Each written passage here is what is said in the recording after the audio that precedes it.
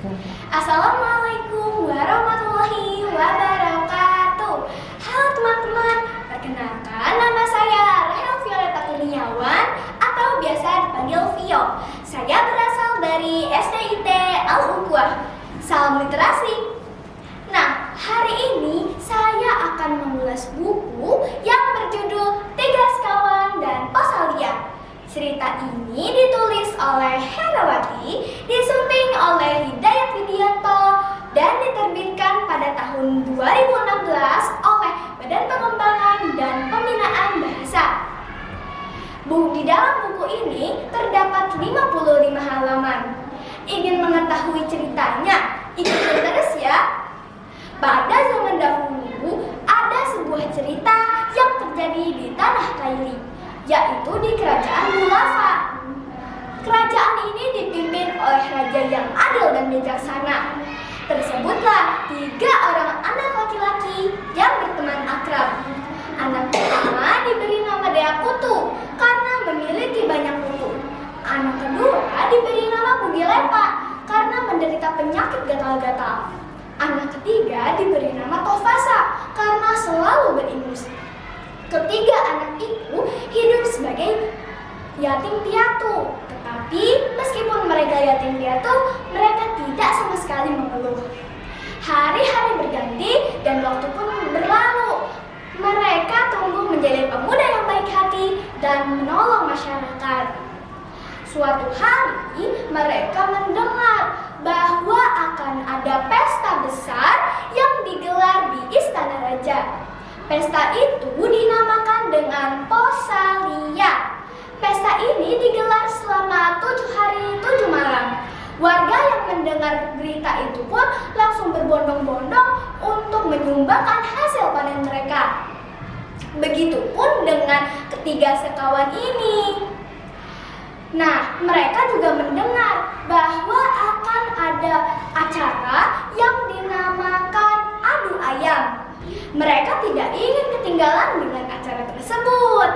Mereka langsung bergegas untuk berpatungan dan membeli ayam yang akan diadukan oleh ayam sang raja. Nah, setelah mereka membeli ayam tersebut, mereka langsung menghadap sang raja untuk menanyakan apa imbalan dan kerugian yang akan mereka dapat.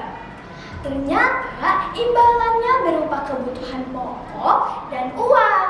Sementara kerugiannya adalah mereka harus membayar 15 ringgit kepada raja dan ayam mereka pun dibakar. 3 sekawan ini sepakat dengan kerugian dan imbalan tersebut. Di tengah perjalanan mereka mengadukan ayam mereka dengan ayam raja, ternyata ayam mereka pun kalah. Dan mereka harus membayar 15 ringgit lalu ayam mereka dibakar. Mereka sangat sedih dengan terjadinya hal itu. Mereka berdiskusi di kebun nenek sang Deakutu. Tofasa memberikan ide, bagaimana kalau kita mencuri ayam raja saja? Raja pun tidak bakal mengetahui hal itu. Bugilepa dan Deakutu sepakat dengan ide yang diberikan Tofasa tersebut. Deakutulah yang bertugas untuk masuk ke dalam kandang ayam raja. Di tengah perjalanan Deakutu menangkap ayam tersebut, Deakutu ketahuan oleh salah satu seorang pengawal.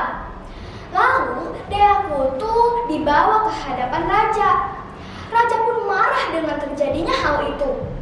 Keesokan harinya, Deakutu diperintahkan oleh raja untuk membawa kedua orang temannya dan akan diberi tantangan. Tantangan apa itu? Jadi mereka harus memakan ayam yang pedas di bawah teriknya matahari tanpa menyelak ingus, menggaruk seluruh tubuh, ataupun menggaruk kepala. Mereka dapat menyelesaikan semua tantangan itu. Lalu mereka diampuni oleh raja. Setelah kejadian itu, mereka merasa malu dan menyesal karena perbuatan tercela mereka. Karena perbuatan mencuri adalah perbuatan yang sangat tidak baik dan memalukan. Nah, di dalam buku ini terdapat kekurangan dan kelebihan. Apa saja itu? Kelebihannya adalah dapat memotivasi anak. Motivasi apa? Jadi, walaupun mereka sebagai yatim piatu, tetapi mereka tidak pernah merasa mengeluh dan tetap bersyukur. Yang kedua, bisa menambah wawasan tentang kebudayaan di Indonesia. Yang ketiga, banyak sekali pesan moral yang dapat kita ambil dari di sana. Selain ada kelebihan, ada juga kekurangan. Yang pertama, sampulnya menurut saya kurang menarik, sehingga pas pertama kali ingin membacanya sudah tidak tertarik. Yang kedua, sedikit sekali diselipkan gambar terhadap buku cerita itu, jadi sangat membosankan menurut saya.